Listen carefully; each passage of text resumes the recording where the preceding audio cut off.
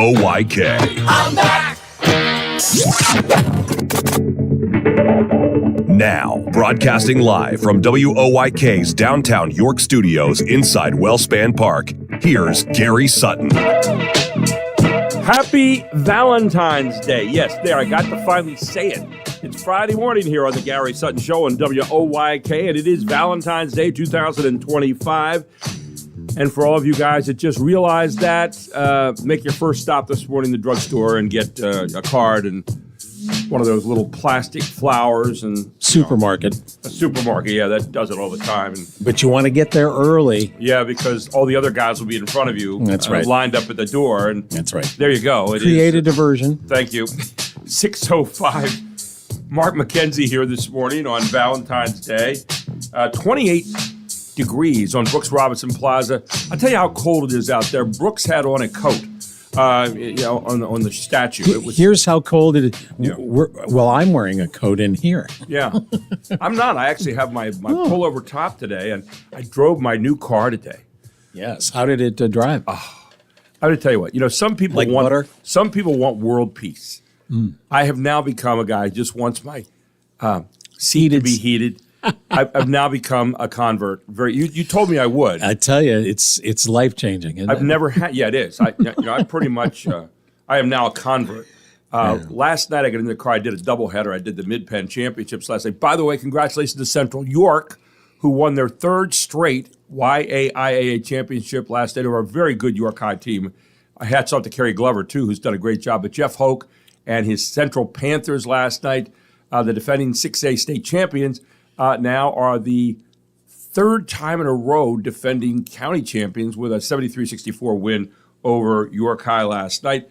I was up in Harrisburg doing the girls game. Altoona beat Middletown very handily. Altoona becoming the champions for the Mid-Penn. And then right after that, Cumberland Valley beat Trinity. Cumberland Valley, the defending champions there. They're also the defending district champions, and they're also in the same class with Central. So they're number 3 in the district. Central's number 1 in the district. Going in, we'll talk about some of those matchups on Monday with Andy Bria. But, hats off to Central. Anyway, I came out to my car last night, and it was cold. I was at Milton Hershey High School. And I crawl in the car, and I flicked that switch. And it was like, woof, it got warm all of a sudden. Problem is, it got all these lights and directions. Yes, you're going to have to learn it all. And thing. You know me and that. It's not. That's like mutually exclusive. Some screens? Do you have a couple of screens? Lots of screens. Yes. Yeah, and I was reaching over there at the screens. I almost wrecked the car. But no, I was doing all that, and it was good. And, and I paid the whole thing off at once, so I don't have to worry about being in debt. And I'm just a little bit on the excited side this morning, not just for Valentine's Day, but you know what else I appreciate about a new car? Go ahead. New tires. Yeah. Yeah. Don't they? It feels like you're riding on air a little bit. They feel different. Yes. That's a great point, Mark. You really do. You feel a lot different. And, I'm just a better human being today. Frankly, Well, I'll be the judge of that. Oh, okay, thanks. Anyway, let's see. We got a lot going on today. Very simple question today. And you're probably saying, Gary, you didn't think real long and hard about this question, did you? I didn't. It just kind of came to me this morning in the dream. That sounds biblical. No, it's not meant to. It is Valentine's Day, and when it comes to love, what do you most love about the United States of America? How's that for simplicity? That's how bad the question is. I'm sorry. It's got love handles. Listen, I got home late last night. What can I say? Oh, geez. Yeah, that was the best I could do. Anyway, you can call in today at 717-846-9870 if you'd like, when we don't have a guest on. And text number will be 833-478-4729 to text us about anything today. What do you love most about the United States? There's a question. Text us the answer, 833-478-4729, or go to Gary Sutton Show on Facebook. And we are going to just have a great day today. We've got a lot of wonderful guests today as well, like we do every other day.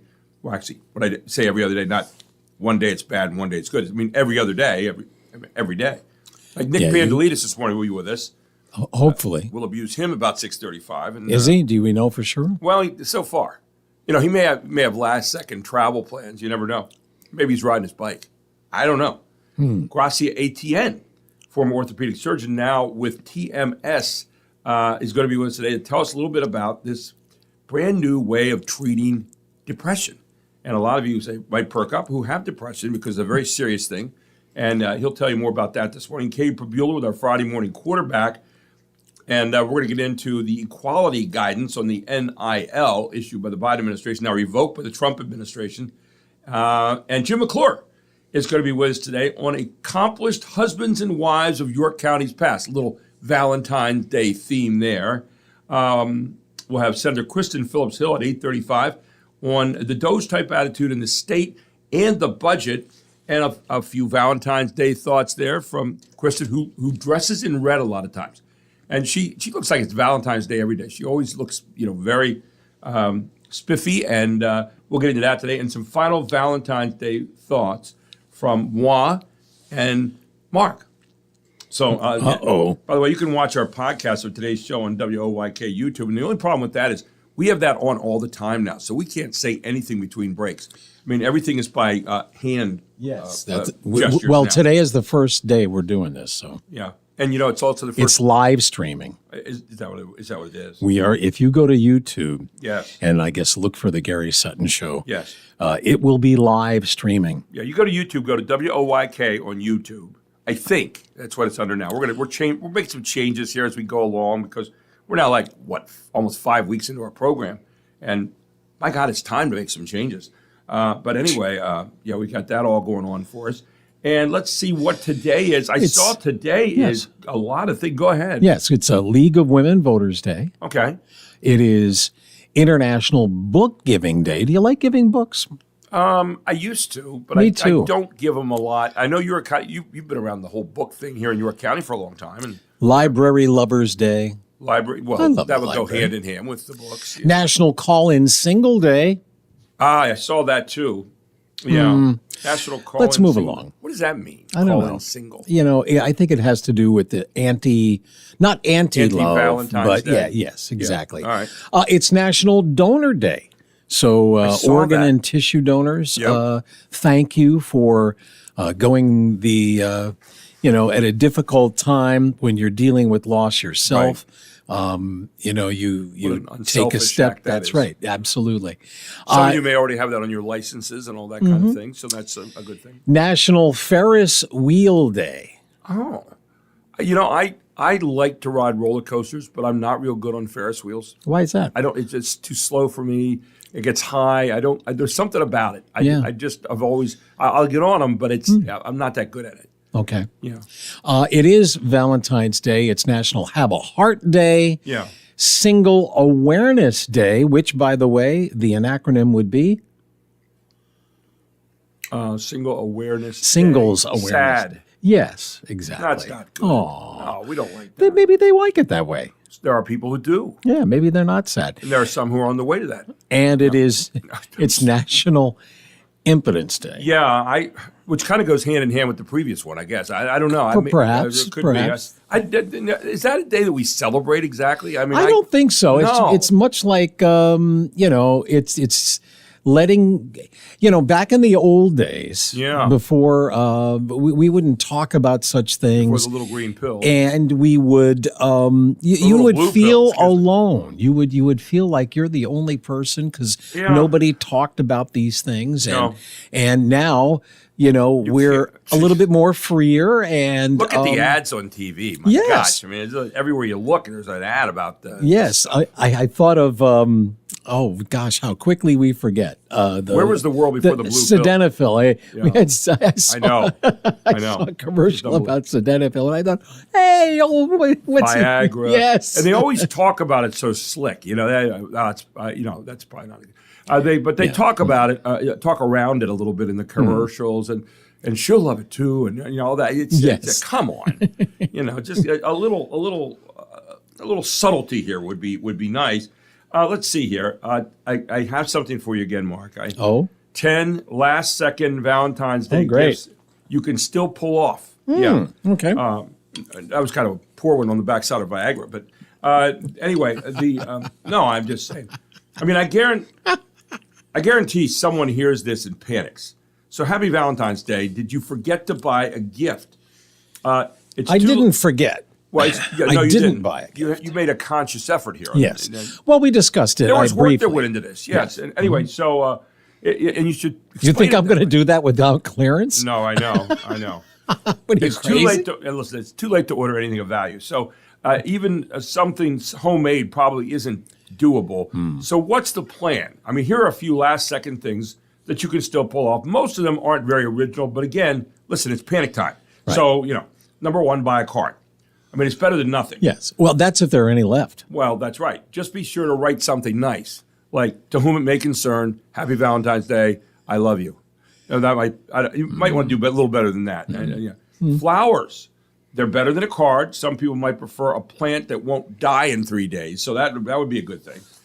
Chocolates, another classic gift. It won't be the nicest box. It'll be the one that everybody has fingered and put back in the thing. But nevertheless, hey, feel like you've shared a little bit. Oh, great. Yeah, but every drugstagstore has them right now. Hey, there's a fingerprint. Yeah, exactly right. And the boxes will look like they're about half open. There'll be a couple chocolates missing. Mama always said life was like a box of chocolates. The good news about that, though, is that if you've been at a supermarket recently, Right. They usually have a section with all these Valentine's related products. Yeah. So you've got lots to choose from. But now you're down to those ones where you don't know the Right. name of the company. Yes, and that you most say, people that don't. must be good. That's $3. So all the stuff is going with See, here's my problem. Cadbury and If I waited to tomorrow, it'd be half price. stop. A spa package, golf package, or any other kind of treat yourself experience. Print the receipt and put it in that card you're buying. That's really good. Concert tickets, it's another way you can pay for now and deal with later. Oh, yeah. Pair it with flowers and a card, and you suddenly just crush Valentine's Day. I mean, you just knock it out of the park. A nice dinner at home, anywhere half decent will be, fully booked up. So if you want fancy, you're probably cooking. Then just Netflix and chill. Okay, that's a guilty pleasure. Like maybe they love McDonald's but never eat it. Your gift is I'm your excuse. Yes, you're going wild. That one depends on the person, though, Deb. If they're expecting something nice and get McDonald's, you're in a heap of trouble. A subscription box. Think Jelly of the Month Club, Yes, but yes. something they'll actually want. Again, print something up and put it in a card, and you're in business. Bacon of the Month Club. Here's a different one. A Spotify list with songs they'll like. No. It's a 2025 version of making someone a mixtape. No. And then number 10, jewelry. I mean, if you're willing to spend, just find the closest jewelry store. Right. You won't be the only person who shows up sweating today. I mean, get in line. It'll be like watching the confessional line move. That's what it's going to be like. So. The confession line. There it is. So you got a whole lot of it. Guys will be sitting there with their heads hanging. What do you have? You got this $99.95 necklace. Okay, I'll take it. Yeah, really. There it is. What's left? And the worst idea, well, no, forget that one. Oh. Anyway, we'll take a break. We'll come back with more here on the Gary Sutton Show on WOYK.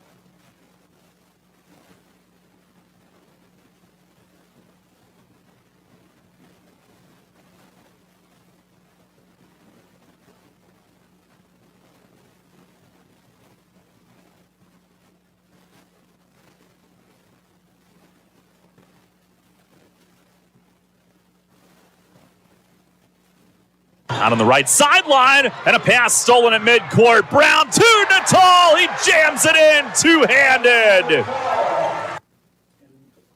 And there you have it. Last night's a big game. Yes, Central beating York High.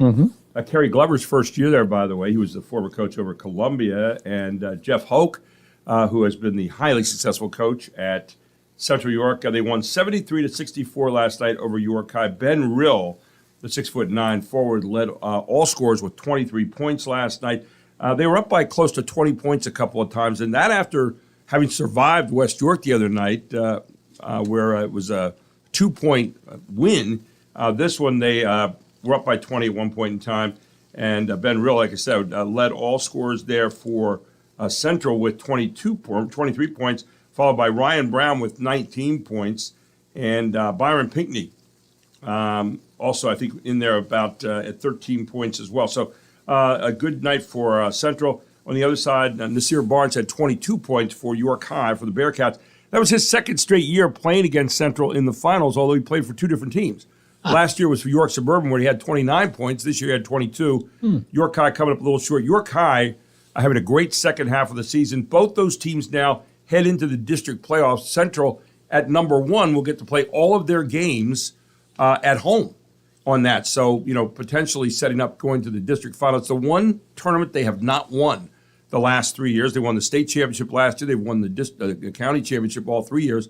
But they finished 5th each of the last 2 seasons in the district. So they certainly have a big goal now trying to get out there and win the district championship for 6A boys this year. And tonight we have the girls going at it. And Darryl and Andy will have the game tonight. And that will be Dallastown and Red Lion with an intriguing side matchup there.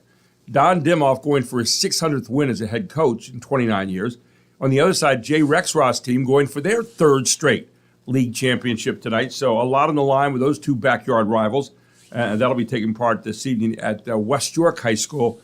Again, 6:45 again is airtime for us here on WOYK. So some local stuff right there, Mark. Yes, and of course the other big sports news for today is this. For the second time in 7 years, the Eagles are Super Bowl champions, and fans will once again line the streets of South Philadelphia for a parade.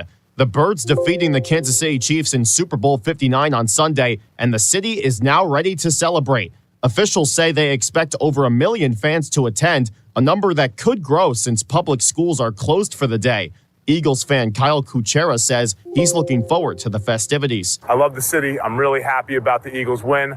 I hope we can make it a nice celebration and not break too much stuff. The parade kicks off at 11 a.m. Eastern at the Stadium Complex in South Philly before the team makes their way up Broad Street to the Rocky Steps of the Philadelphia Art Museum. Tony Genualdo, Fox News. Well, for most teams, it's an exclamation point to cap off winning the Super Bowl. For Philly, it's a question mark if the city will still be there when they get done with the parade today. It's not good. Yeah, I mean, well, Philadelphia people tend to, they celebrate a little differently. Now, they probably have all the the light poles greased down, so you can't crawl up those because of the guy that did it after they won the league championship and killed himself. And so, they've been known to celebrate. Philly fans are, and I love them. I mean, they're true fans, but man, they get a little wild here in their celebrations, don't they? Yes, and especially Santa knows that better than probably anybody. Yeah, exactly. Other than because it looks like it's going to be today's going to be sunny, beautiful Valentine's Day, right. And Monday, President's Day, is going to be sunny, a nice winter day. But in between, this weekend does not look good. I mean, it's not going to be snowing. That's the best thing you can say about it, at least most of it. A lot of rain, a lot of wind, not that great. So maybe if you want to venture out, how about a new movie? Captain America Brave New World picks up months after the events of when the Falcon and the Winter Soldier left off. Sam Wilson, a.k.a. the Falcon, picks up the shield following the retirement of Steve Rogers. What Wilson hasn't embraced is the newly elected president of the United States, played by Harrison Ford, an old adversary of his and his fellow Avengers. You like to play dress up and blindly execute the state's orders. Don't say I didn't warn you. What if this is a trap? You don't even know what this is. Tempers flare once again when a long-lost villain from the MCU's history returns to enact a deadly conspiracy that has been over a decade in the making. Michelle Polino, Fox News. Was this made by the Democrats? I don't know. I just they don't accept the newly elected president, and it's conspiracy. And okay. The weird part about it is Harrison Ford. Remember, he played the president in that plane movie. What was it? I think he was the president at one Yes. point in time, just that before could be. George Washington. Yeah. So my mother's Harrison's been around for a while, my mother's 89 years old, right? and she says to me yesterday, I said, "So what are you going to do this weekend?" She says, "Well, my sister and I got all excited. We were going to go to the movies because she says we heard that Harrison Ford was in a movie with Helen Mirren." And I don't remember Mirren being in Captain America. But No. then she said, it was like this. Then he turns into the Hulk. Yeah, I know. I saw the trailer. I'm going like, Yeah, she what said- is this about? She said, I'm not seeing that. I'm not seeing it. No. Here's something for you that's kind of interesting. Out of Provo, Utah, virtual Valentines. Nearly 1 in 5 adults report having chatted with an AI romantic partner. Oh, no. Yeah. Oh, no. Through the use of artificial intelligence has surged in recent years, little attention has been paid to how AI is impacting human relationships. A new report by the Wheatley Institute of Brigham Young University released today surveyed 3,000 people across the United States to determine how people are using AI that replicate romantic interactions. This sounds bad. And how these interactions may impact dating culture, couple relationships, and family formation trends. But I'm a little torn with this because on one hand, there are lonely people out there. Well, yeah, and we feel bad about that. I mean, Yes. but now here are some romantic companion apps that you could maybe go to help that, Okay. like Replika, REPLIKA. Sounds like some kind of monster you'd see in Japan. Yeah, really. Intimate, AI Girlfriend, and Anima are growing and are being used much more than people might believe, particularly among, young adults. Almost 1 in 5 adults in the United States, 19% report that they have chatted with an AI system meant to simulate a romantic partner. So why is that? Why do you think that because it's a safe place to be, maybe? Well, here's my theory. All right. That they are so busy talking to their phones and their smart devices that they forgot about sewing relationships. And so why not also sew it with the AI people, because that's the world they live in? Well, it's a safe place, but I mean, are they afraid of I think interacting with someone who may be just as annoying as they are? they might not know a lot about that. And they might be annoying. Okay. So maybe you could find your soulmate there with an AI mate. Speaking of annoying, no. Dr. Nick Panalidis up next here at 6:35. Never. We love Dr. Nick. We do. And we're going to take a look back over the week. We like to review a few things of the week with Dr. Nick when he joins us at 6:35 here on the Gary Sutton Show. We take a break here at the bottom of the hour, get you caught up on news and other stuff, and then we'll be right back at 6:35. You can text our show, 833-478-4729. What do you love most about the United States on Valentine's Day here in 2025? I'm Gary Sutton, back with more right after this.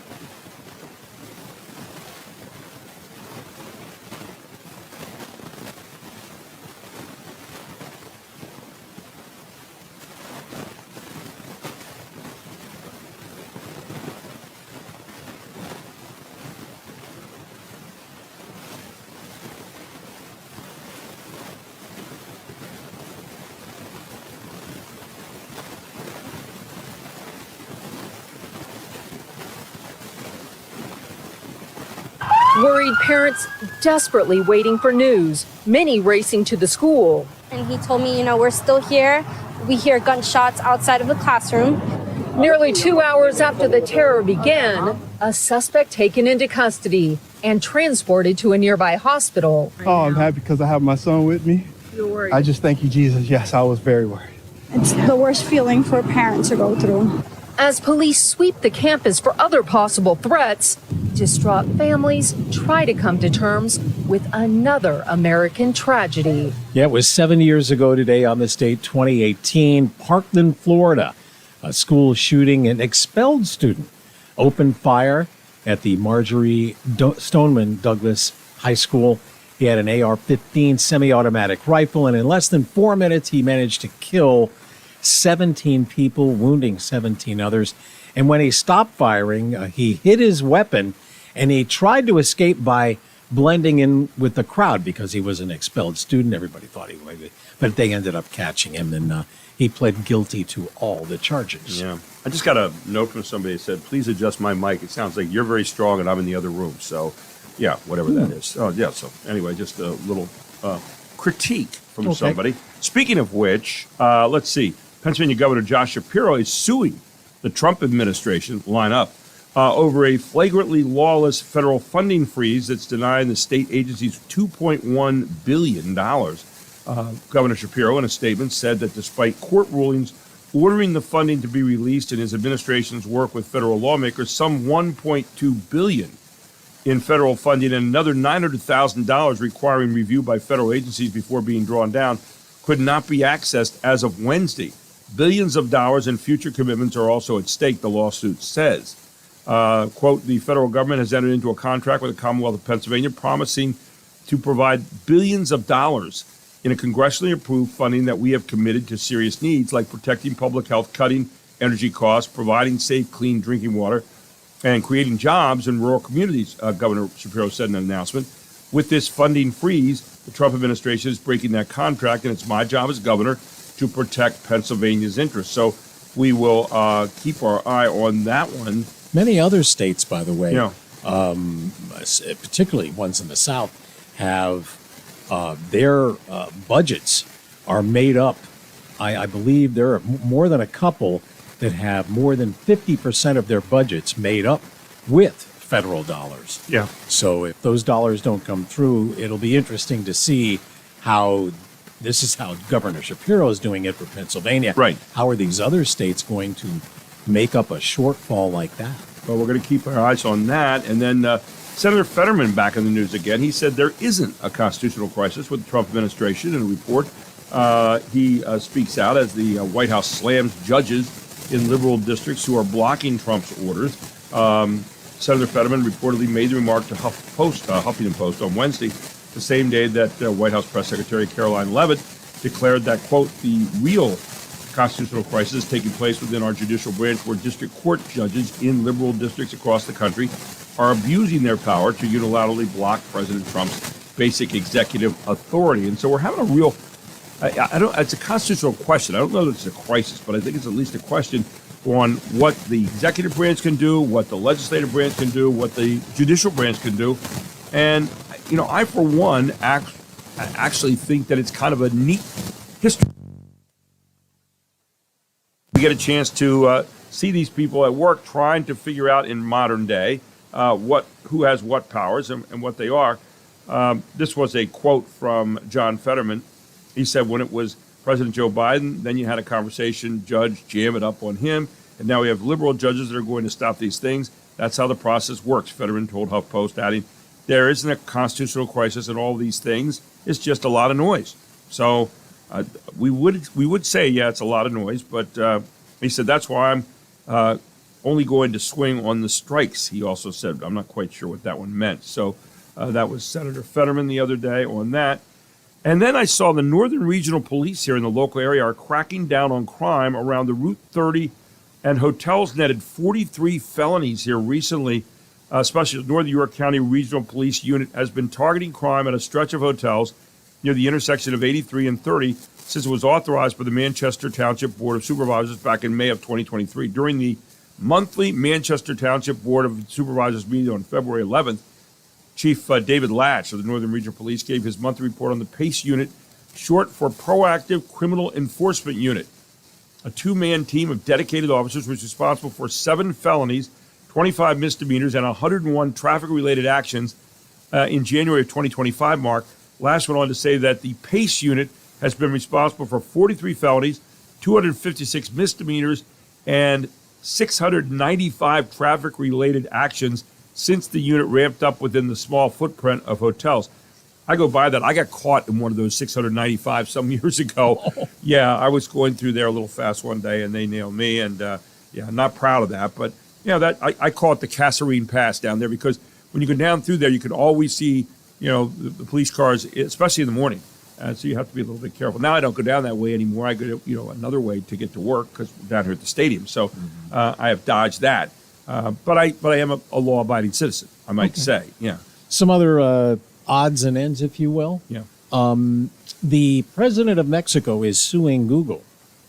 You know why? Why? It's over President Trump's executive order to rename the Gulf of Mexico to the Gulf of America. Mexican President Claudia Sheinbaum is not a fan, but Google says it has a long-standing practice of applying name changes when they've been updated in official government sources. Sheinbaum maintains Mexico controls much of the Gulf and says Trump's decree is limited to the continental shelf of the United States. Sheinbaum also points out the name Gulf of Mexico dates back to 1607 and is recognized by the United Nations. It's unclear where such a lawsuit would be filed.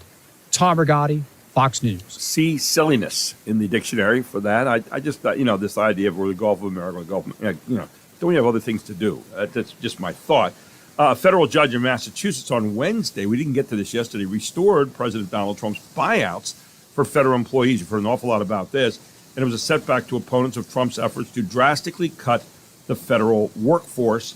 The Trump administration quickly claimed victory and responded by announcing the close of the buyout offer to any federal workers who might still be undecided. 75,000 took the buyout. U.S. District Court Judge George O'Toole, in a written order, said federal employees unions that you sued to stop the program lacked standing to bring their challenge, and that the court does not have jurisdiction to hear their complaint. The judge lifted his pause on the buyouts that he first issued last week and denied the plaintiff's request for an injunction allowing the Trump administration to move forward with the buyouts. As of 7:00 p.m. tonight, the program is now closed. McLaurin Pinover, a spokesperson for the U.S. Office of Personnel Management, said in a statement, "There is no longer any doubt the deferred resignation program was both legal and a valuable option for federal employees, many of whom now get paid for the next 7 to 8 months. In a push to downsize the government, the Trump administration last month offered buyouts to nearly all 2.3 million federal employees in a plan dubbed Fork in the Road, promising 8 months of pay and benefits if they resign. And the federal workers were originally given a deadline of February 6th to make their decisions, but O'Toole paused the deadline last week to allow litigation in a lawsuit brought by the American Federation of Government, Employee, and other unions. The judge and appointee of President Bill Clinton extended that pause on Monday, and in his new order, O'Toole said the plaintiffs are not directly impacted by the buyout program, which the unions argued would result in the potential loss of union membership. There's what they're really worried about. And diverted financial resources by answering questions from members about the directive. So that one got give Trump a victory on that particular area, Mark.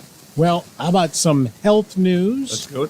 The UN AIDS chief says HIV infections could see a dramatic increase if U.S. support isn't replaced by others. President Trump announcing last month the U.S. would freeze all foreign assistance for 90 days, putting the future of many international programs into question. The head of the United Nations AIDS Agency says the number of new HIV infections could jump more than 6-fold in the next 4 years as a result. HIV infections have been falling in recent years, just 1.3 million new cases recorded in 2023, a 60% decline since the virus peaked in 1995. This is a new disease-fighting tool is emerging. A twice-yearly shot showed complete protection against HIV in women and nearly as much in men. House Call for Health, I'm Lisa Brady, Fox News. Now, you remember the other day Elon Musk was talking about this private storage facility in Butler County, and it found itself in the spotlight after being mentioned by Elon Musk on Tuesday, the billionaire owner of X and CEO of Tesla and SpaceX, who's serving as an advisor, in case you didn't know about this, you were on another planet,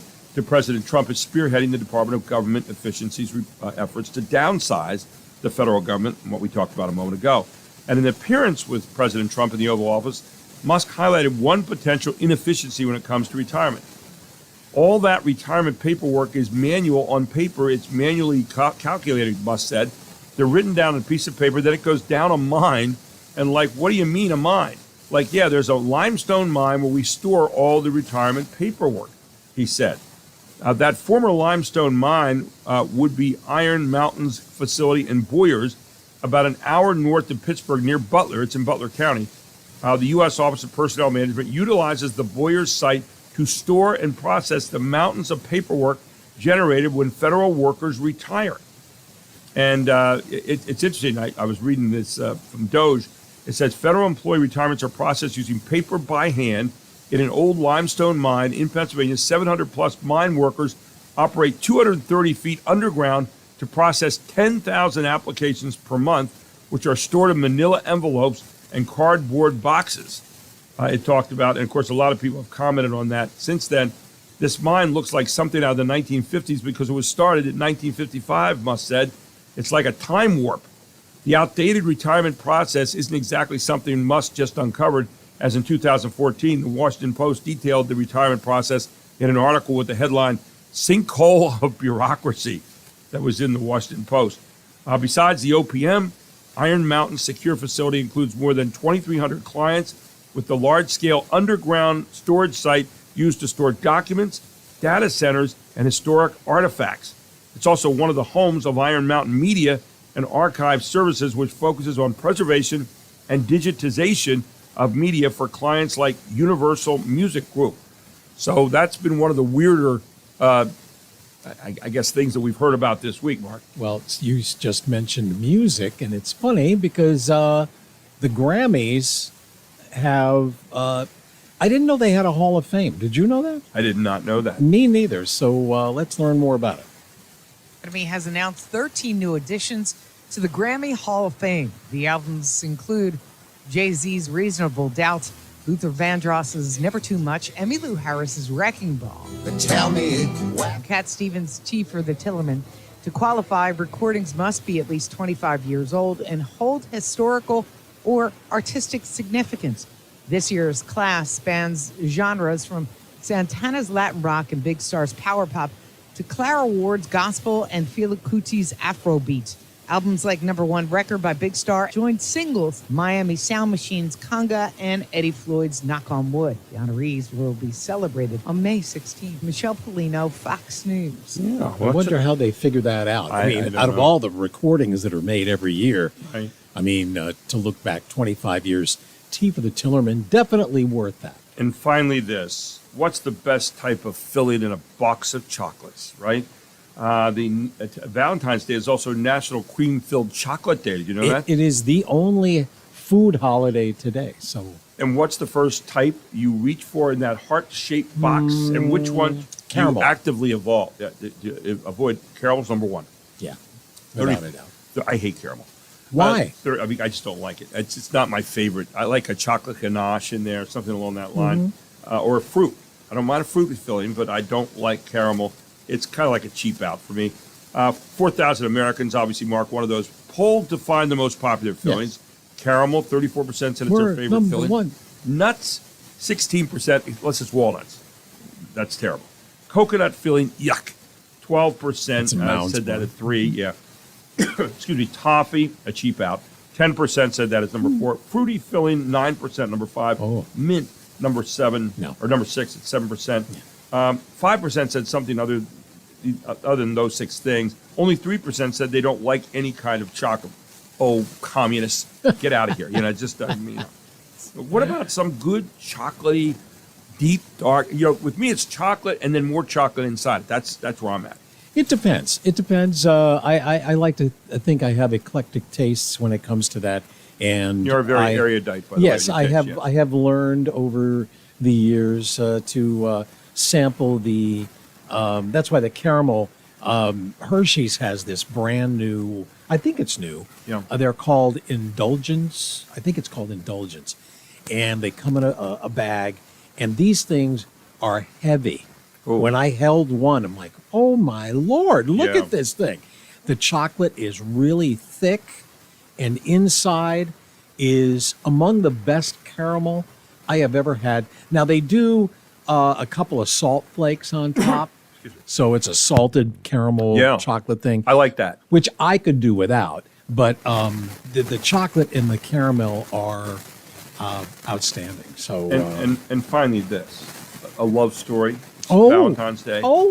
1931, the horror classic Dracula, Yeah. starring Bela Lugosi, was released on Yeah. Valentine's Day because, in a twisted way, I mean, it's kind of looked It upon is. as a love story. Right. Of course, Bela Lugosi, Yes. now you look at it, it seems silly, was buried, by the way, in his Dracula outfit. And Peter Lorre was apparently at the funeral standing next to Vincent Price. And Peter Lorre looked over and said, do you think we ought to put a stake through his heart? With that, we turn to a break. It's 6:49 here on WOYK, the Gary Sutton Show. A little punchy here on Friday. Back with more after this.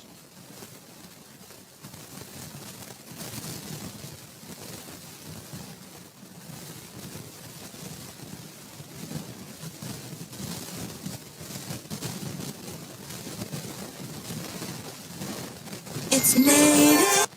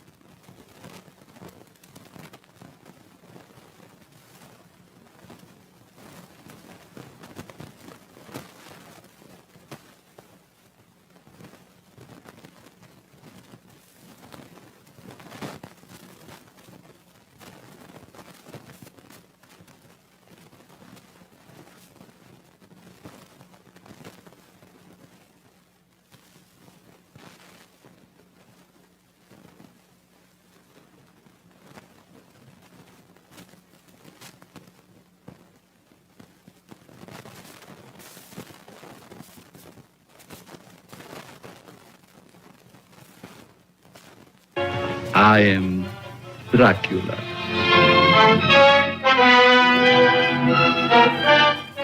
A moment ago, I stumbled upon a most amazing phenomenon. Something so incredible, I mistrust my own judgment. Look. Dracula.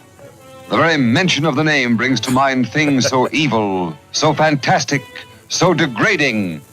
You wonder if it isn't all a dream, a nightmare. Over dramatic commentary. Yeah, Yes. Bela Lugosi. And you look at it now and it's just ridiculous. And their eyes, they're all big. Oh my gosh! But people at that time, Bela Lugosi was it, and he just.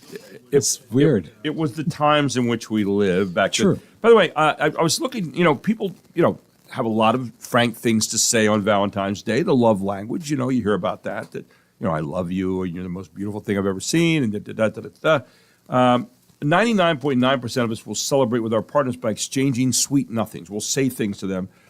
I don't know where sweet nothings. Where you say it and it doesn't mean anything. Is that what it means? Or I don't know. But we challenge you to make memorable and get real today. I mean, specifically by sharing anything from today's list of the top 5 more honest things to say to your Valentine than "I love you." All right. Maybe you're someone who likes to. You want to have total honesty. For example, like this. I'm okay with sporadic, unfulfilling physical contact. I don't know if that's that romantic. That doesn't sound to me like a winner. Doesn't. Or how about this one? Your personality makes up for your annoying cat. Oh, there you go. I guess there's a compliment hidden there somewhere. It works out. Do you think? I mean, it's balances. Eventually, you get there. If all I have to say, if all I have to do is to buy you flowers one day a year to stay on your health insurance plan, here you go. Again, it sounds like it's kind of the bottom rung of compliments. How about this? I want to spend the rest of my life with you unless I find someone better. Well, you're honest. I mean, you're at least being honest and letting the back door open.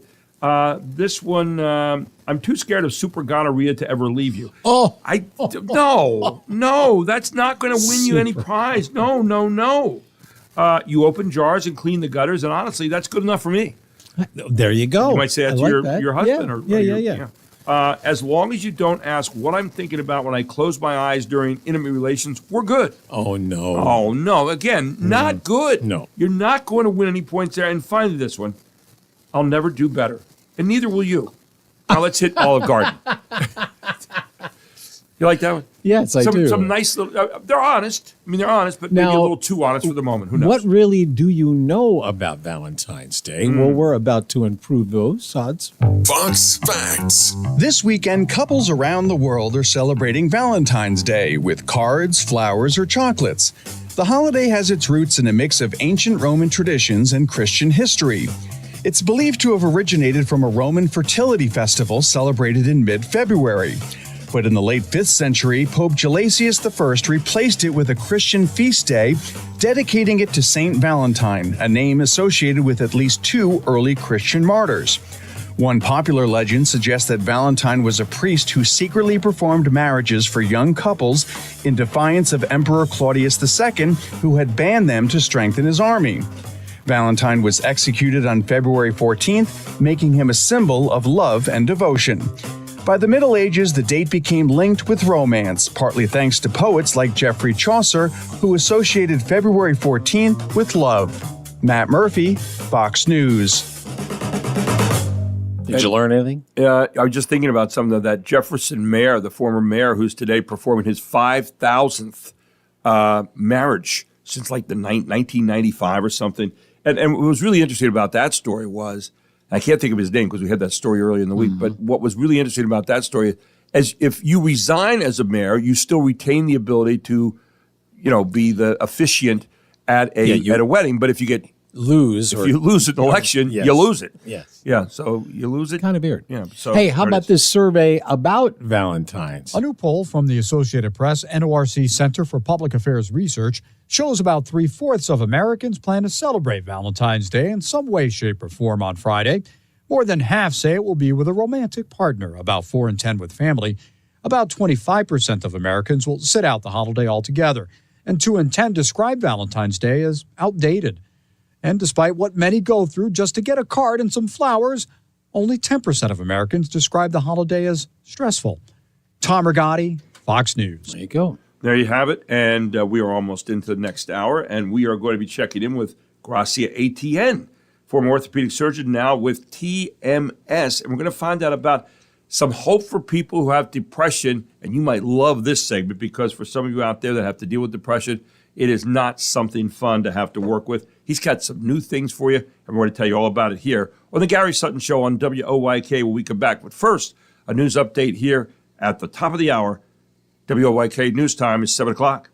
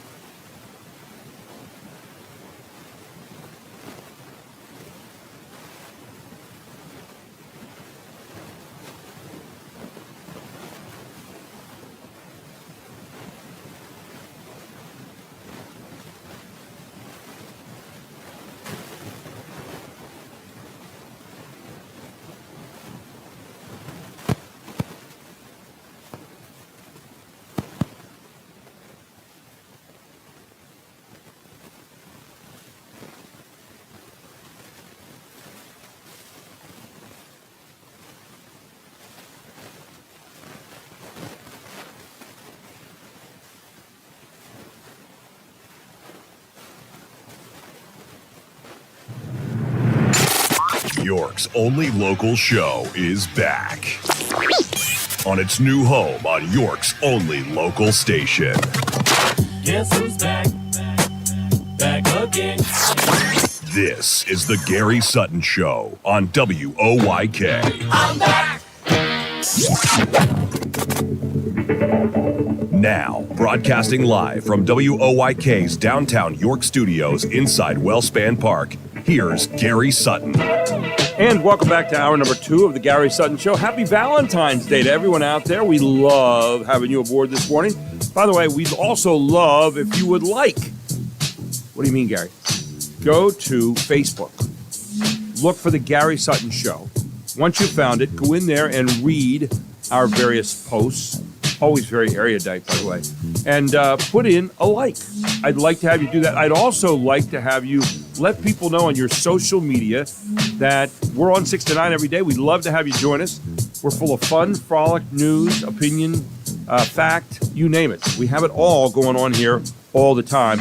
Every weekday, 6 to 9. Please let people know that on the social media out there, and we would, on your vast networks, and bring them right here to us. We want to make them all part of our listening family. And by the way, on Facebook today at the Gary Sutton Show, our question, and Mark kind of laughed at me this morning when I said this. What do you love about the United States of America?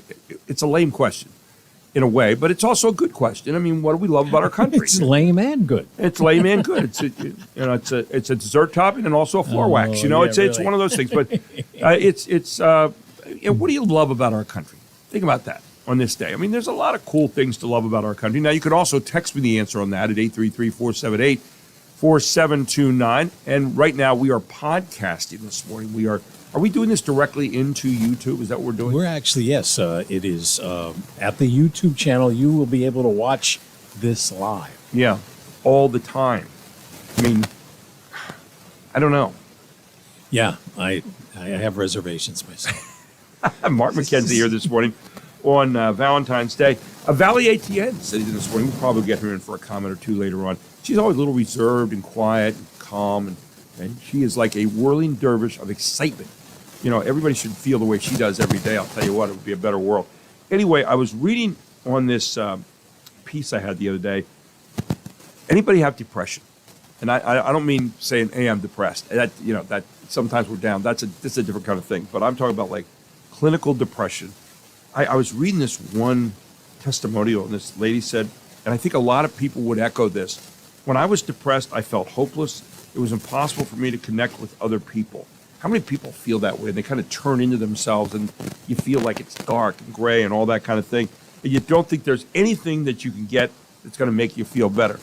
Well, I got news for you. There are a lot of things. We got a lot of people out there helping people right now, but there's a new way to get help here in York, and it's called the TMS Clinic, York TMS Clinic. And with us this morning to tell us more about it. We started on it last week, but didn't get into a lot of details. Dr. Gracia ATN, the former orthopedic surgeon now, who is I guess he's the general manager, the owner, the whole everything, grand poobah of York TMS Clinic. And he joins us here this morning. Dr. ATN, always great and an honor to have you on. Good morning, Gary. Good morning to you. I've never been called a grand poobah before, but I like that word. Well, we had anything that indicates that you're at the top of the food chain here on everything, and that was it. So now, and it was a lack of a better term, but you know what? This is really good news for a lot of people. You're located out at 1806 North George Street, but York TMS Clinic, you started talking about that last week, but you know, for so many people who have depression, and it used to be like a stigma kind of thing where you wouldn't talk about it. We're getting out of that a little bit. I think there's still some of that around. But now you have a different way of going about this, and you got into this York TMS Clinic. Tell people a little bit more about it this morning. I want to take it a little bit further even than we did last week. Gary, you actually hit on something that was extremely important about depression. Unfortunately, when people have depression, they tend to pull away from the community. They pull away from interaction, which is unfortunately one thing that you shouldn't be doing, because that auto-feeds the depression and you keep sinking deeper and deeper. York TMS Clinic the concept itself is not a new concept. However, the treatment that we're providing is what really makes it different. The fact that it is completely non-invasive and it does not interact with medicine, it does not have any side effects at all.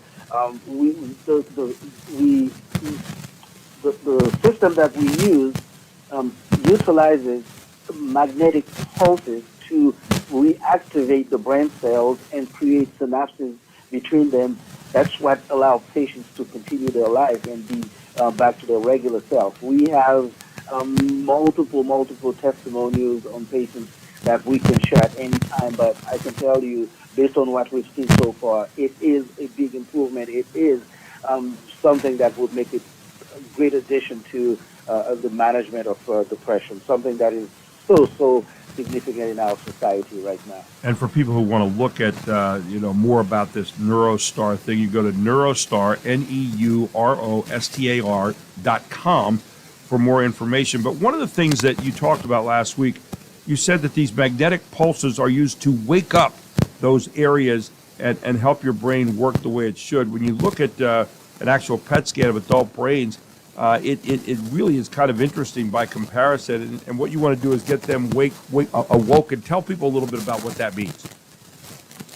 Yeah, the brain cells, they call neuron, the brain cells in patients with depression is completely dormant. They are, to use the term, literally asleep. And in fact, just like you said, if you get a PET scan of a patient with depression versus a PET scan with a patient without depression, you can clearly see there was absolutely no activity at all in the patient with depression. And that's what the magnetic pulses would do. They will literally reactivate, awaken those cells. And that's the first step. And the second step, we create the connection between those cells, and they are called synapses. But let's just say for the lay term, we're creating the circuit between them, and then strengthen that circuit so that you can have a result that would last for a long time. Now, the interesting thing is those pulses are not really that strong. I mean, we're talking about pulses that is even less than what you would go through if you're getting an MRI for your knee or your shoulder or something like that. I mean, there's absolutely no pain involved whatsoever. So this is very exciting for the community. You know, I was interested in reading about depression here a bit, because I've dealt with that in my life. But depression is caused, and this is an interesting way of saying it, by decreased activity in areas of the brain involved in regulating mood. So when you have decreased activity, that it sounds to me, and tell me if I'm wrong on this, like the signals are not getting back and forth for, regular regulation of the mood. Is that a good way of saying it? And that is correct. Just imagine you have a community with multiple people and they're not talking to each other. It is not a functional community. Okay. It sounds like our political mood in the United States, but that's for another day. But anyway, now, one of the areas that I'm really interested in here, I was reading about this, that 1 in 5 young adults here in the country are having some problems. They say 1 in 5 U.S. adolescents experience at least one major depressive episode. And so here's a group that you say, well, how do we treat this? And this might be a way of going about it with the New York TMS clinic. Tell people a little bit about that and the adolescents specifically. Yeah, two good points that you actually touched on right now. Let's clarify that we are not talking about people just having a bad day and you having a bad mood or you feel down. No, we're talking about clinical depression, someone who would clearly define the diagnosis, who would satisfy and the diagnosis of a clinical depression. It is very, very prevalent in our society. And unfortunately, as you alluded to earlier, because of stigma, some people are not looking for help. And also, let's be honest, because of the side effects of the treatments available, medications are not really without any problems. Plus, most of the time, you tend to add another one and add another one. So the TMS treatment is basically telling us that more medicine is not always the answer when we're dealing with a problem, because this one we can help with. And going back to the second aspect of your question, the adolescent population.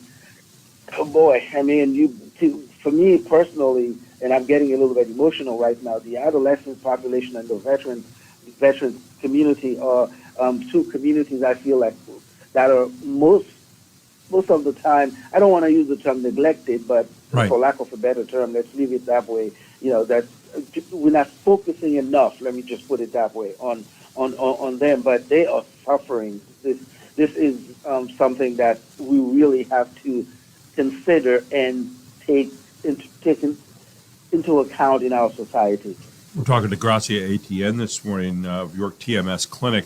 So more than 280 million people around the world struggle to overcome depression, Dr. ATN.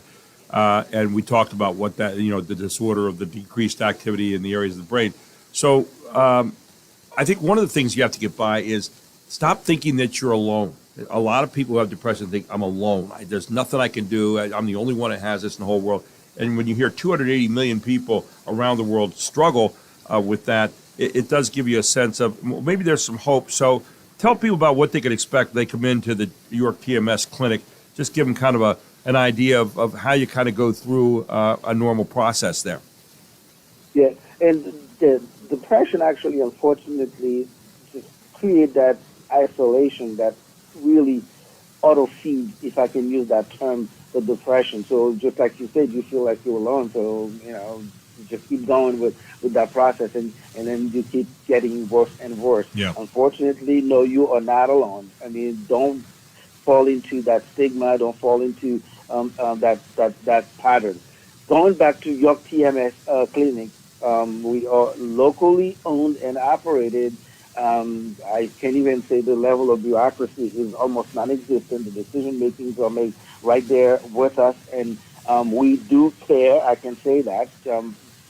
If I can even describe York TMS itself, I would probably use the term delivering expert care with compassion in our community. That would encompass everything, because for me, when you come in here, when you come to York TMS, you literally get drawn, and you went there, you saw that. Right. You get drawn by the field. The patients are telling us they have never felt more comfortable in a doctor's office than they have felt there. Yeah. The process starts with a consultation. It's a free consultation, and anyone who even is remotely interested in knowing more about TMS can stop by or give us a call. We'll be more than happy to sit down and go over everything. And that first consultation, it's more like an informational consultation, going over the clinic itself, but the process of the treatment completely with the patient.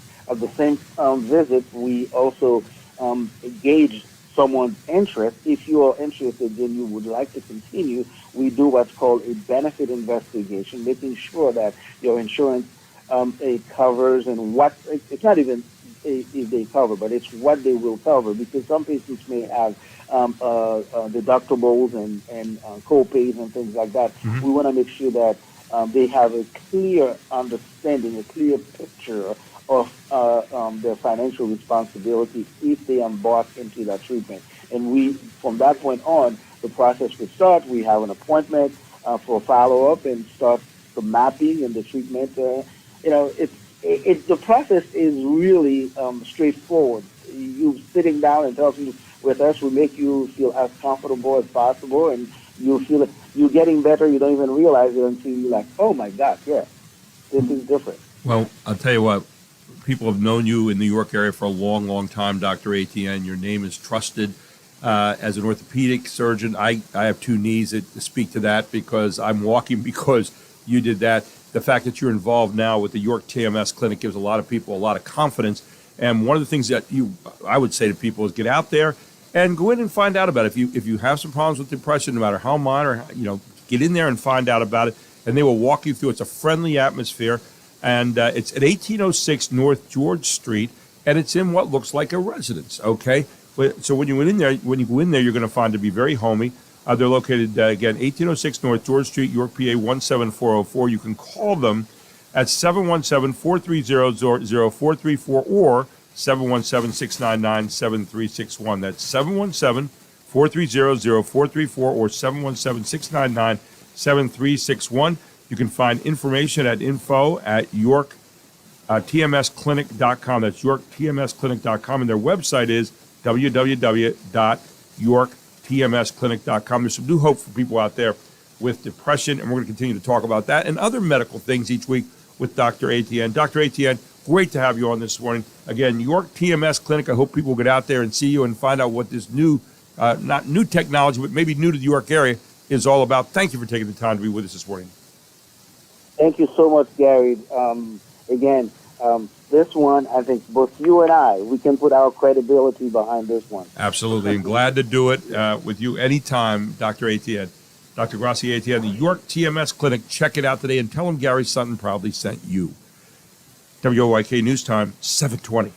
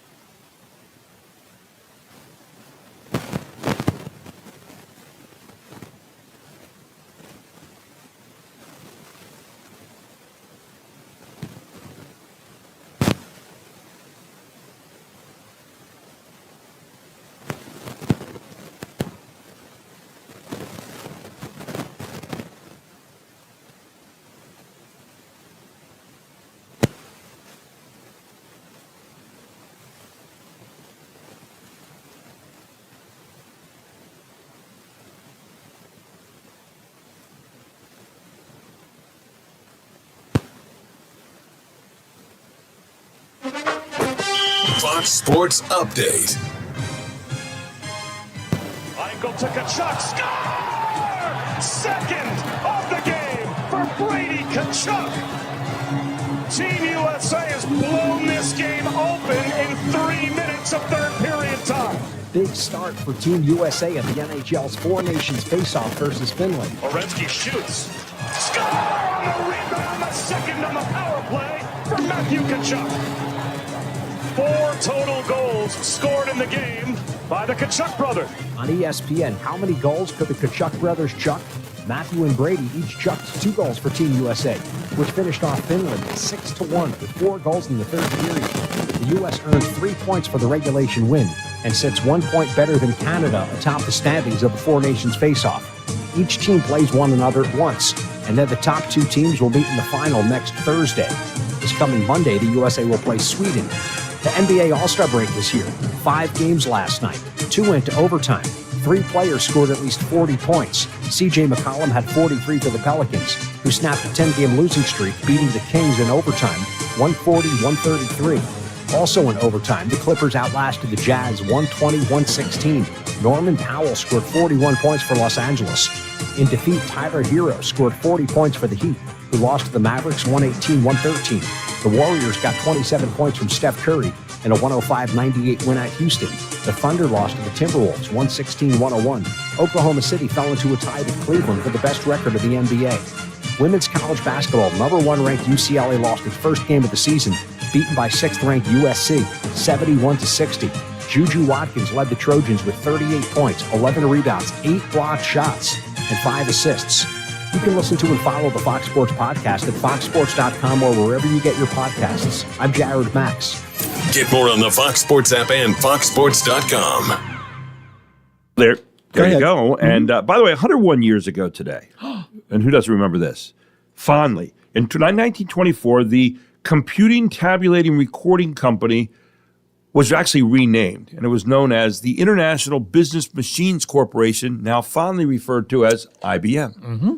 Yeah, the International Business Machines Corporation. If you never knew what IBM stands for, there you go. And here, again, it's Valentine's Day. You know, we think of romance and hearts and wonderful things. And 96 years ago today in 1929, who won't, again, remember this lovely moment, the St. Valentine's Day Massacre.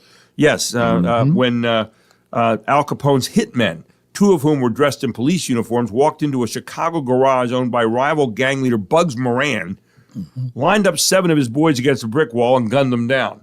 Nothing says, Valentine's Day like gunning down some of your worst enemies. Well, they probably were not expecting it. Yeah, well, that's true. Yeah, here's a little heart for you. Are you interested in some weird gifts for Valentine's? You and I have been talking about that all week long. That's true. Are these fit for a family show? Well, I don't know. Let's see. All right, go Some ahead. retailers which don't immediately come to mind for Valentine's Day are throwing themselves into the running this year. One of them, Domino's, rolling out a scent which smells like pepperoni pizza. Its limited edition Eau de Passion, launching in the UK and Ireland, supposedly smells like pizza with notes of spice, pepper, and a woody, warm, comforting base. It's in a triangular bottle decorated to look like a slice. And if you don't find that seductive enough, you could go for a bath bomb inspired by buttery garlic dipping sauce from Papa John's. Select superfans who share their love for the garlic dipping sauce on social media could win one. Lillian Wu, Fox News. You know, if I love anything bad enough to wear it as a cologne or a bath bomb, I maybe need some help. I agree. Seriously. I mean, I just, never the twain shall meet. I think that's what I'm looking at there. By the way, today was also the day, 58 years ago in 1967, and this also ties into Valentine's Day, I think, to some degree. Aretha Franklin recorded her signature song, Respect. R-E-S-P-E-C-T. Now, see, when in the past I have played that song when this came up, and I often, try to listen to it a little bit differently to see, those words were recorded and spoken on Valentine's Day, 1967. Yeah. I never really gain any more out of it than that, but I'd say Aretha Franklin could, Yes. again, Queen this of is soul. my highest compliment, could sing the phone book, and I'd be sitting there listening, because what she could do with just generating feelings into music was just off the charts. And the Queen of Soul, I mean, there was just no, she lived in a penthouse, everybody else was down like on the 3rd floor. Okay, that's how I would characterize it. She was just that good. And, of course, if you ever saw the movie about Aretha, interesting, fantastic, sad in some places life that she lived, but she was always came back. She seemed to me, when I think about She her, had talent. she had great talent. So when we come back, we're going to check in with Cade Prabula on Friday morning quarterbacking. The equity guidance on NIL issued by the Biden administration was revoked this week by the Trump administration. We'll get into that. We also will look back a little bit on the Super Bowl, which wasn't so super for KC, very super for Philadelphia. They have their big parade today. We'll get into all of that and how hopefully Philadelphia will survive. With Cade Prabula, our Friday morning quarterback, who joins us here at 7:35. On WOYK's Gary Sutton Show, you can text us at 833-478-4729. Don't forget, you can also watch our podcast later on today at WOYK YouTube. It's all here on Sports Radio 98.9 FM and 1350 WOYK AM.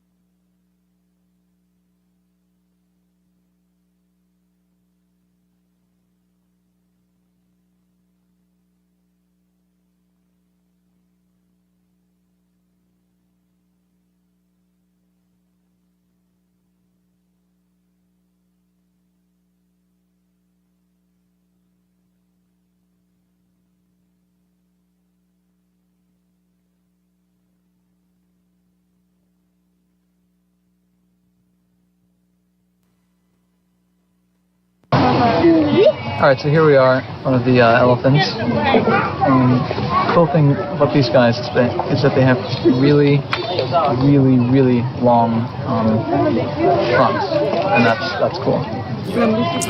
You hear that? Does that sound like anything interesting or groundbreaking?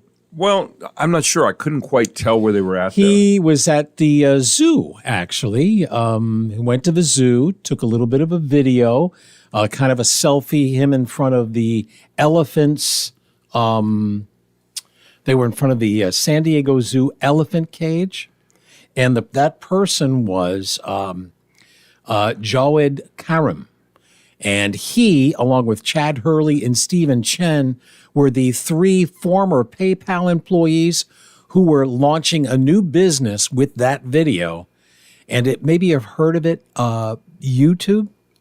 Really? That was the beginning of it, huh? Yes. And it's interesting. Our first live streaming show this morning is on their birthday. They were born on this date 20 years ago, the year 2005. YouTube eventually sold to Google. How much did Google pay for it? I'm not sure. $1.65 billion. Wow.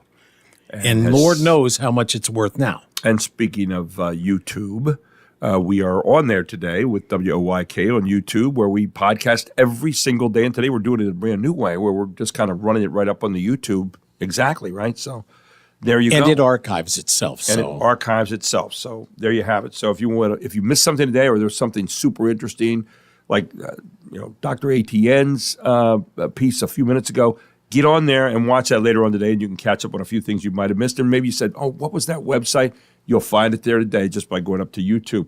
Now, next up here, we have Cade Burbula with Friday Morning Quarterback. Cade is an entrepreneur, but he's also a budding NFL agent. He's been working on that. He's with a group right now that actually represents various athletes. And we had some news come out here this week on the 12th from the U.S. Department of Education under the Trump administration. They rescinded recent guidance that name, image, and likeness payments to college athletes implicate the gender equal opportunity requirements of Title IX of the Education Amendments. In other words, that NIL ought to apply equally to women and men, and the Trump administration came out and said, that's not the way it's going to go, because it's not really something across the board there. It's more based on who's generating money on the various universities. And with us this morning is Cade Burbula to talk a little bit about that on Friday Morning Quarterback. Good morning, Cade. How are you? Good morning, Gary. I'm good. How are you? I'm good. It was interesting.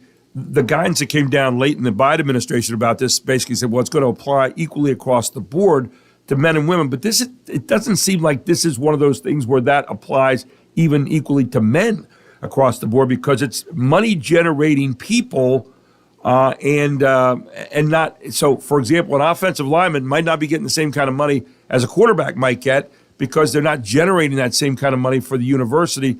So here comes Trump now saying it's about money, it's about what's being generated, it's about kind of private sector rules here. What's your take of that whole thing and how it's being applied? Yeah, we actually got to talk about this last week for a little bit. And this is of no surprise to me, this news that you're referring to on the 12th. I know that the schools and specifically the football teams were preparing for this kind of news to break. They never thought for a second that they would have to pay the women's sports $9 million to get the men's sports $9 million, which was what was once proposed and shot down on the 12th. To me, the way that they're doing it uses logic and makes sense. The whole point of the revenue sharing model and allowing to pay college athletes legally it stems from the revenue that these players are making, and the only sports that are actually profitable are men's basketball and football. And I think that most schools are planning on using most of their resources on those two sports. So as you look at this whole thing, and the reason I wanted to bring it up again today, it goes into another level. So when you look at it, it is by its very nature, NIL monies that are coming out fairly inequitable. I know that the NCAA came out with that whole back pay on the $2.8 million that goes into various universities now. But how do you bridge some of the gaps between, for example, you say, well, a quarterback might be making this amount of money, but here's the offensive lineman that protects the quarterback who's only making this or making not very much at all? What are they doing right now to balance those inequities, if anything? Well, it just goes in. There's a market for each position. I'd say it's very similar to the NFL. Okay. There's a market for offensive tackles, specifically. I know of some offensive tackles at the college level, established starters who have high value that are getting paid close to $1 million, just a little bit under. These guys are getting paid, just depending on their value. Linebackers, and it's very similar to the NFL. So, like, linebackers and running backs are, pretty interchangeable. And I think there are some, if you're a top-end linebacker, top-end running back, you will get paid. But there's some positions like centers, linebackers, that just don't get paid the same as what a high-end quarterback or corner or receiver will get paid. No, I understand that, and that's kind of an important thing. But you got to look across the whole spectrum right now. I saw, and you and I have talked about the NCAA and major college sports conferences have agreed to pay nearly $2.8 billion in the back pay to former athletes as part of this proposed settlement to end that whole NIL litigation and get a revenue sharing framework to share with more than 20 million annually with athletes. For a lot of people, we're saying, okay, is it being refined at all? Are there things that are being done right now? Because you're on top of that kind of business to make this look a little bit more equitable to various people. And then, of course, I wonder sometimes too, and this is the second question. People at university are saying, all right, well, how can these people be making all this money right now? And yet here we are, students, we're not doing that at all. So you have kind of the entertainment wing of the university, and you've got the education wing of the university, and people are trying to compare the two. Is it even fair to compare the two at this particular point? Well, they help each other in different ways. I think that they should, I've seen it live, the arguments between the education and the academic, or the education and the athletic wing. I think they both, I know that I can see the ways that the academic wing benefits from the athletics. It helps with admissions. That's a fact. You can see that, a school that went, like when Tennessee was really good at football, I know that their admissions skyrocketed because kids want to go to a good football school. They want to be in a student section. They like the positivity. The brand is all over the TV if you're into sports. So, I think they benefit off each other.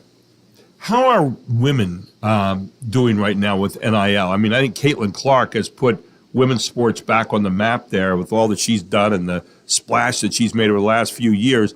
Do you see women coming along with that more? Are we getting more viewership, for example, on TV contracts and things like that as far as women's sports, particularly basketball, which seems to be the lead dog on that whole thing? I'm not sure. I haven't read anything about women's basketball, how it's doing since Caitlin Clark left college. I know that I was at Iowa recently, and they said that them specifically, they still have a lot of positive momentum around their women's basketball team. There's opportunities out there for women to make money in college, but you have to be of like influencer status. So you have to have, a large social media following and be personable online. But there's still ways for women to make money in sports. It just won't come from the university as part of the revenue share.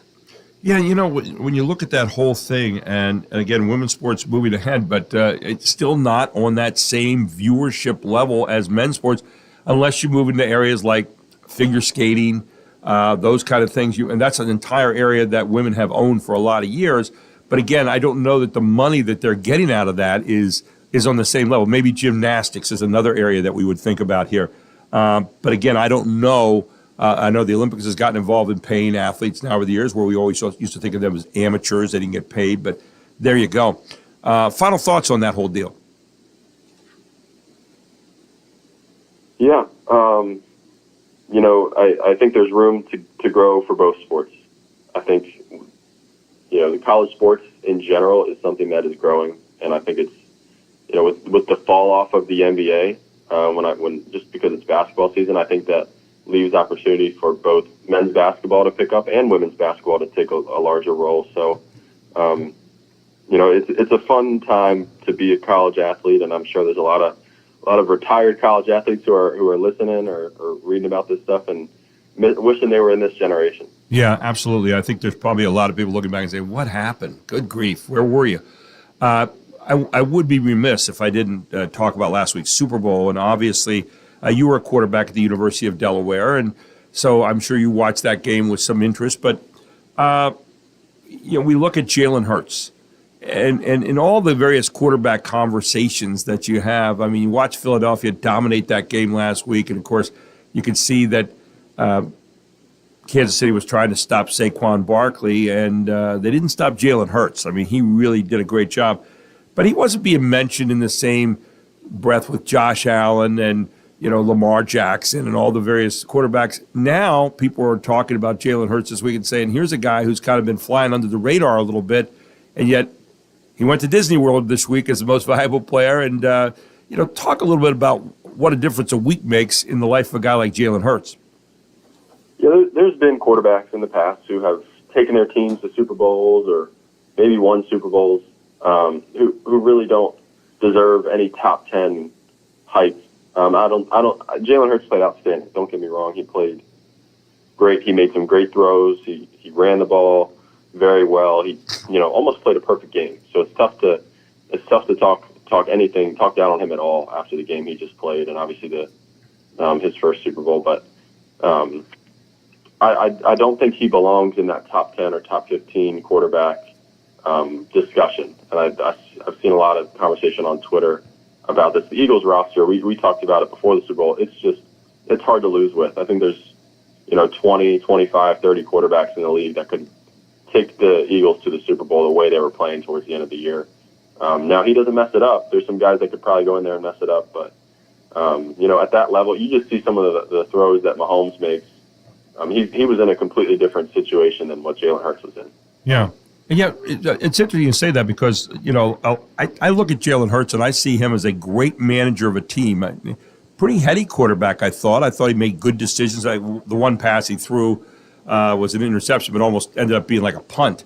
But other than that, the decision-making that he has is really, really rock solid, isn't it? Yeah, and to be fair, the Eagles got a lot of man coverage. The way I like to look at it sometimes is when a team gets a lot of man, it's because they want to stop the run, which the Eagles have that threat, and it makes decision making fairly easy for the quarterback. He picks A.J. Brown and he's just going to put it up in the air. Now is he accurate with his back shoulder? Yes. But the touchdown to A.J. Brown was a crossing route versus man coverage, and he had 5 yards of separation. I think you could have thrown that pass. Well, I don't know about that. Yeah. I'm pretty.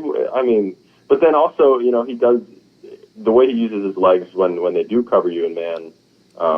Most teams just haven't been able to. So it's been he's getting a lot of man coverage, and he's just putting the ball up in the air to A.J. Brown, or he's hitting Dallas Goedert on an out route. He makes a guy miss and goes for 50. It's a little bit easier when you have that team around you in these subtle ways that I think really in order if he goes out he wants to be respected as a top 5 quarterback, he almost has to leave the Eagles, or the Eagles roster has to get a lot worse, because I just don't see he doesn't really have an argument until the team gets a little bit worse. I am not giving out your address to any Eagles fans today. I'm just not going to do it.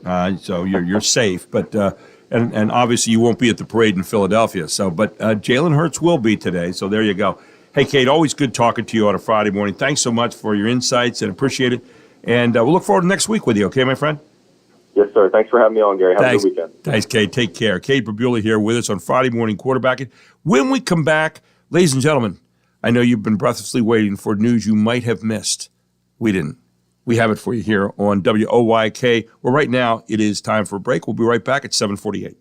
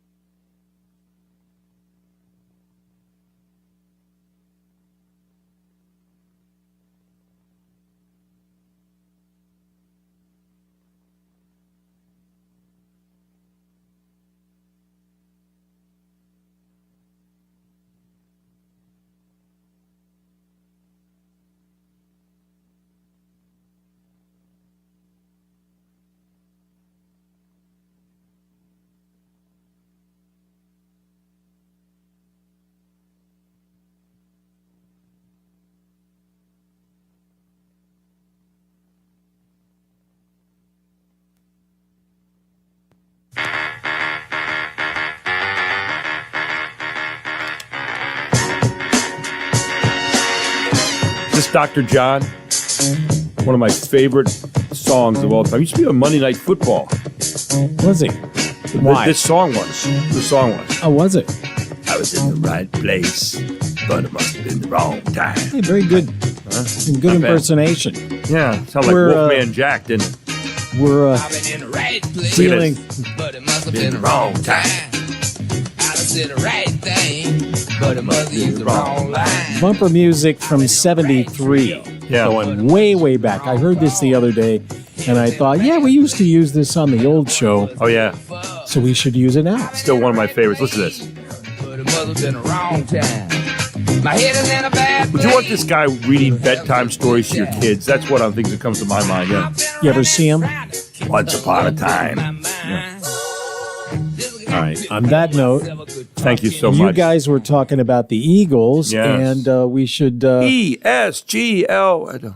Well, there's Mayor of Philadelphia got the it wrong. preview is underway. For the second time in 7 years, the Eagles are Super Bowl champions, and fans will once again line the streets of South Philadelphia for a parade. The Birds defeating the Kansas City Chiefs in Super Bowl 59 on Sunday, and the city is now ready to celebrate. Officials say they expect over 1 million fans to attend, a number that could grow since public schools are closed for the day. Eagles fan Kyle Kuchera says he's looking forward to the festivities. I love the city. I'm really happy about the Eagles win. I hope we can make it a nice celebration and not break too much stuff. The parade kicks off at 11 a.m. Eastern at the Stadium Complex in South Philly before the team makes their way up Broad Street to the Rocky Steps of the Philadelphia Art Museum. Tony Genualdo, Fox News. I hope we can make it a nice celebration. It's the only place you're getting ready to celebrate a Super Bowl win. I hope that we don't do too much damage. The true way to celebrate it in Philadelphia, but hats off to the Eagles. They certainly deserve it. And Philadelphia, a great sports city. It really is. But they've been known to do a little damage every now and then. We hope that's not the case today. By the way, Mark, I know the world is feverishly waiting for the Valentine's Day version of news you might have missed. Oh, yes. Now this news is, we just have to preface it by saying it's not necessarily always true. In fact, most times it isn't true, but it's fun. And so here you go. All right. Today's Valentine's Day. Mm-hmm. I am so glad that I have a wife like Deb who looks at me the same way Elon Musk looks at my tax dollars. So that's kind of, I'm so excited about that. And it's also a National Impotence Day, so the Kansas City Chiefs can celebrate too. Oh. Yeah, they're Philadelphia celebrating Kansas City National Impotence Day. Yikes. Ooh, boom.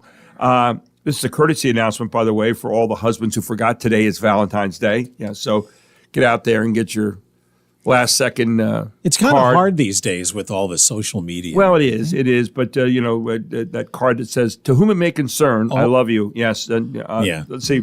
President Trump sent I got my words mixed. President Trump sent cards to federal workers that said, roses are red, violets are blue. As for your job, Elon took it from you. So that was. I guess I don't know if there's any truth to that. He sent that out or not. It's a cold day here on Valentine's Day, isn't it? Inside. Yes. Let's see. 70% of people said this Valentine's Day could make or break their relationship. So this is a big one for them. Wow. Yeah, it's definitely a break for guys who take their date to Applebee's. That's What about Waffle House? Waffle House could be a break. Yeah, that could be a big one. Let's see. I fantasize about taking my Valentine, Deb, to a tropical location. Maybe somewhere along the Gulf of America. I'm thinking that would be a place to go. Let's see what else. In addition to Valentine's Day, today is also Read to Your Child Day. Yes. Or in Bill Belichick's case, Read to Your Girlfriend Day. She's kind of young. Yeah. Once upon a time. Or as Dr. John said, once upon a time. I guess is she hoping to be, I saw a post this morning how he said that they've talked of marriage and a prenup would be needed. Yeah. And I guess she would be wife number 3. Yeah. Today, by the way, is a Library Lovers Day. Very cool. I mean, what's a library to ask anybody who's under 40? What's a library? What is a library? Yeah, today we've talked a lot about National Impotence Day. Ironically, it's a little known holiday, but it's getting bigger every year. So that's That's one of the things that we can say about National Impotence Day. Scientists say the core of the planet Earth has been changing shape. No. Especially since it's been taking Ozempic. So that's, Yes. again, National Impotence Day. Let's see what else. Honda and Nissan canceled a merger. Yeah, I saw that. The auto industry hasn't been rocked like this since a straight woman bought a Subaru. So that's what they're talking about there. The RAV4, we mentioned this yesterday, is America's top-selling vehicle, but the Cybertruck remains the top choice of socially unaware D-bags. So, that's so. According to a survey, this is a tough version of this today, by the way. According to a survey, the perfect nap is 51 minutes. And it starts when your spouse says, listen to what happened to me all workday today. Listen to what happened to me at work today, and you go, what was that? Pepperoni. The most popular pizza topping in the United States, we found out, and pineapple is the most popular pizza topping in hell. They found that out, too. They apparently polled hell, and they found out that pineapple is the top pizza topping there. The Senate has confirmed Robert Kennedy Jr. as Secretary of Health and Human Services. That's great news. Congratulations, said Measles. That was. Let's see what else. President Trump wants more tariffs. He's not going to stop until he's the most terrific president ever. Terrific president ever. You can see where we're going with that. Yeah. I saw what you did there. Exactly. Marriage registrations. This is sad. On Valentine's Day, marriage registrations in China have fallen to a record low. No. And happiness among Chinese men has climbed to a record high. So I don't know if there's a correlation there or not. I read that. It just seems like there probably is a correlation.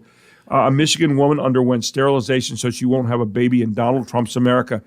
Nick Cannon accepts the challenge. So Nick's been known to have a few kids along the way. Yeah, a few. Yeah. Let's see what else we have here. A Florida man ran over, only in Florida, ran over several mailboxes while riding a lawnmower. Wow. Police believe alcohol was involved because, it's Florida. I mean, how do you do that with I don't know. Lawn tractor? Yeah, it's not a good look. No. A Disneyland is updating It's a Small World. I think President Trump has a say in it because there's now a wall around the kids from Mexico. So it's it's not good. Travis Kelce said he hasn't decided on retirement. Travis, it means you've done more time to spend more time on your acting and singing. Please don't do it. Yeah. We got more coming your way here on the Gary Sutton Show on WOYK right after this. But first a break for news at the top of the hour. It's 8 o'clock.